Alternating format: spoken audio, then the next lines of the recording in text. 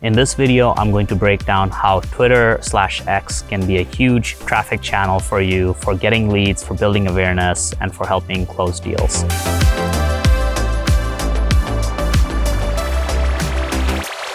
Whether people like it or not, X is pretty much the biggest social media channel for a lot of B2B founders, right? Especially in the West. A lot of people are just always on X constantly. Most of the founders I know are on there. They're very active, and that's where they get their information. And because of that, we need to make sure we really execute on it. We really want to make sure you put resources into it and you put in a lot of time and effort. There are two aspects of this. There's your personal profile, which is your founder profile, and then there is your business profile. The business profile obviously is where you'll have a lot of partnership announcements, updates, etc. But you also as a founder want to be active on X. And this could be a founder, this could be a C-level suite member, generally somebody who's up there in this high level up. This is really important. The best teams I know, for example, like Pirate Nation, their founders are, and even their head of BD, their head of product, everybody's on X constantly posting. It is important as a founder in the space to at least be somewhat active. You don't have to have 100,000 followers, but even if you're doing something, it's still better because people will connect with you personally, and that's going to lead to a lot of business opportunities. Yes, they might follow your official profile, but I think when somebody follows you on X and then you as a founder reach out to them, book a call, you have a much higher chance of turning that into a sales conversation. Now, one of the great concepts that I've heard in the space is called the founder funnel. This was coined by Abboud of Unfungible, and he basically went very deep into how the best marketing funnel in the space is actually the founder doing the marketing. So that's something we want to keep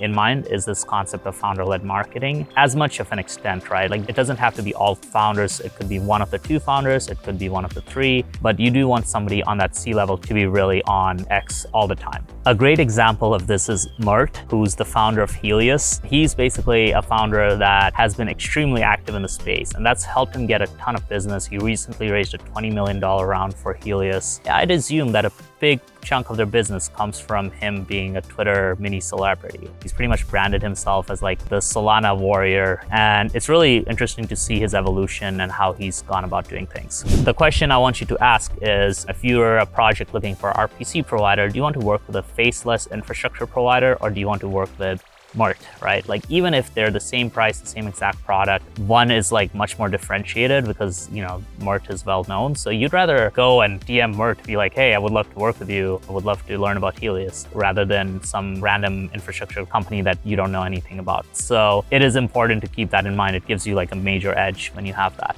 One thing to keep in mind is you don't need to excel at the level of Mert, right? Like, I often go weeks without posting. Sometimes I'm consistent, sometimes I'm not. I have around 2,000 followers, but I've gotten a lot of opportunities from X. I've gotten some quite decent deal flow. You don't necessarily need to be hyper consistent, but just being on there, somebody who's like relatively active, it's going to give you a lot of opportunities. Let's go into some of the basic fundamentals of X. These are like the very, very basics, and then we'll go into some of the more advanced tactics. So the super basic guide to X is you want to be very, very consistent. Yes, you might miss some days, but it's weird how the algorithm just rewards you posting a lot. And it's also weird is how you don't know what's going to work, right? Like, I've put in a ton of effort, like an hour or 2 hours into a post, and it's just not worked at all. It's gotten like 2 or 3 likes. Meanwhile, earlier this morning, I was like, oh, I haven't posted something today. Let me just post something. I posted something, like, it wasn't anything special, but that's gotten like a ton of engagement, a bunch of follows, and it literally took me 30 seconds. So you don't know what's gonna work. It's just consistency and throwing stuff out and just making sure you like at least try to keep your streak going as much as possible. I use Typefully, so it actually tells you how many days of streak you're on. So if you're just throwing stuff out there, some stuff just hits, right? So just keep that in mind. The second tip is use visuals to simplify complex ideas. Make sure you try to have a graphic designer on board. So even if you're trying to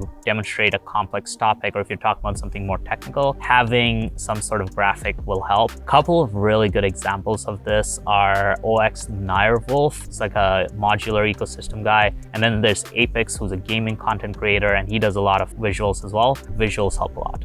Tip number 3, avoid hashtags. They kill engagement unless it's something very exceptional. The hashtags feel cringe and people don't really like them in the Web3 space. So I haven't really had great success with them. Number 4, no links in the first tweet. That kills your reach. What I've seen people do is put it in the second or third, or put it in their bio. I just don't think it's a good idea to put a link in your first tweet because it just destroys engagement. And the last piece of key advice is really put a lot of effort into your hook. Just make sure that first line or two is just really strong. So make sure to look back at it, go over it a few times. Probably that hook is something you should put in 2 to 3 times more work than the rest of your content. Okay, so now let's get into how do you kickstart engagement and followers on a brand new X account. So the first piece, and this usually will get you to a 500 to 1,000 followers, is being more of a reply guy. What this means is consistently going out there, replying to other accounts with insightful comments, and you'll get people following you back, especially if you're a founder. Usually founders get follows back because people are interested in what you're doing.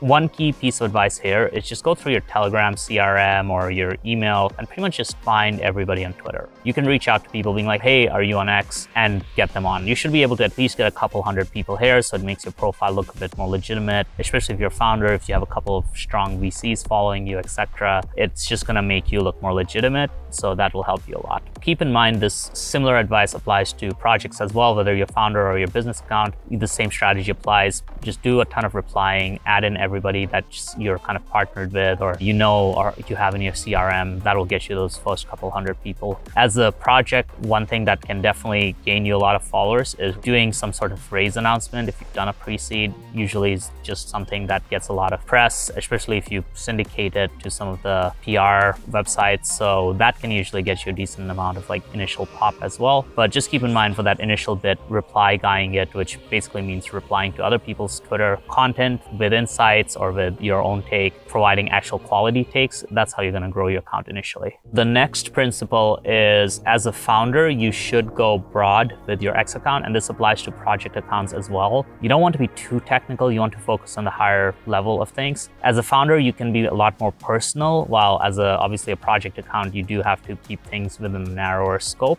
The reason I recommend that you go a little bit broader versus going too niche or too technical is that X is definitely algorithmically rewards content that's more broad. If we look at what Mert posts and what kind of content he does, right now, honestly, most of it is just posting.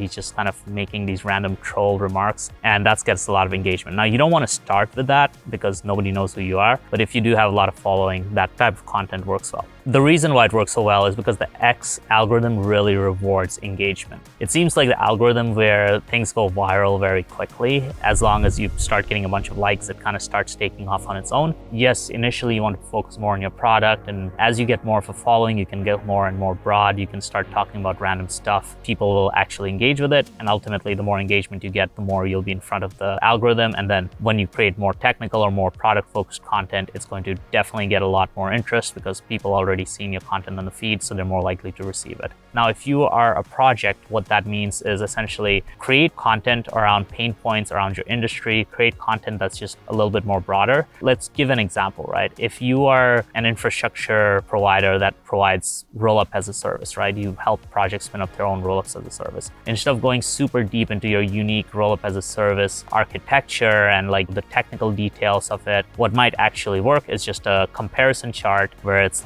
oh, this is all the features we have while our competitors have none of these, right? Something like that that's easy to comprehend, it's visual, it's going to do better. Even better is if you can find ways to be a little bit more basically edgy / controversial. So let's say something that always gets talked about is this whole modular versus monolithic thesis. And what you could do if you're a roll-up as a service provider is create a thread why modular blockchains will win against Solana. Obviously, kind of have to figure out your brand, but you just generally want to find your tribe and align with them. So if you are somebody that believes in this modular vision, you kind of want to call that out, basically go broad level into the philosophy of it, why it's a better architecture than something that's monolithic. The idea here is there's a ton of people on X that are they have their bags tied to these ideological ideas. And if you can tap into that somewhat while explaining your viewpoint, you'll get a lot of engagement. Going super in-depth into your unique consensus mechanism might attract some developers, and doing that sometimes is good. But if you're trying to build awareness and you want to get a lot more engagement, which just leads to more eyeballs, makes it easier for you to be on top of the feed for everybody, including your target developers, then you do want to think about okay, how do I create broader content that's going to appeal to more of crypto Twitter, tap into different metas / trends that are happening and are generally, more memeable / shareable. One thing I want to really keep in mind here, and that's why I gave Mert's example, is the reason he became so big is because he would constantly defend Solana, and he would like often talk other blockchains. That became kind of his thing. That's how he became well known. So algorithmically, we've seen going a bit broader work better. And in crypto, especially, it seems like people really love that kind of broader level discussion, and especially things that affect their bags. Now, an example of a more serious post that's also broader is something I've linked to here. It's Mert talking about why cryptos hasn't had really new ideas lately and why there are broken incentive mechanisms. So that's something where he's opinionated. It's a little bit of a hot take. One caveat I want to bring in again is when you're new, you don't want to go too aggressive on the shit posting. You want to be focused more on providing value. So yes, you want to be opinionated, and yes, you want to explain what you're doing, but you don't necessarily have to be so broad. You want to create content that's going to get shared, but it's also very like specific and basically relevant to what you're doing. Versus when you're a bigger account, that's when you can start essentially doing a lot more memeing. Let's talk about principle number 3. Principle number 3 for me is you want to make your prospects and customers look good.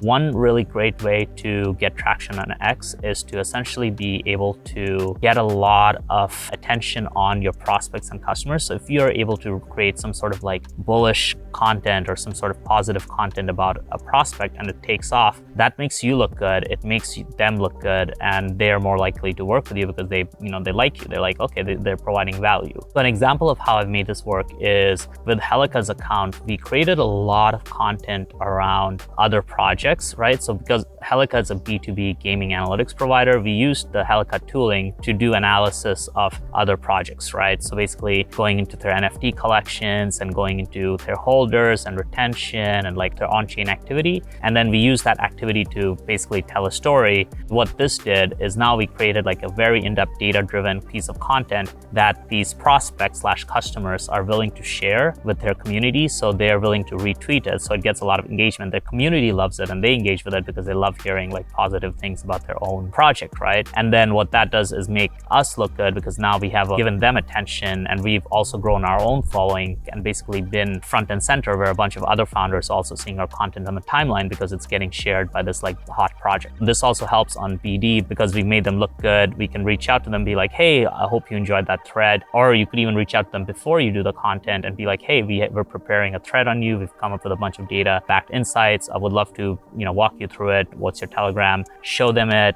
And then after the thread is out, then you can reach out, be like, hey, would love to also jump on a call and just kind of catch up and show you what we're doing. So we follow that very, very like to the T with that account, and it worked really well. It was one of the big reasons we got so much awareness and so much interest in the product from Helica is because we did a very good job in aggressively being on the Twitter timeline. That's just a key principle to keep in mind is make your prospects and customers look good. If you're able to create content about them, you get more engagement because they share it, because you're essentially solving a pain point. So everybody wins, and then you also look good. Hopefully you enjoyed this guide. In the next video, we're going to go deeper into our Twitter / X Spaces strategy, which is a great tool for BD. Make sure to use this, and I'll see you in the next video.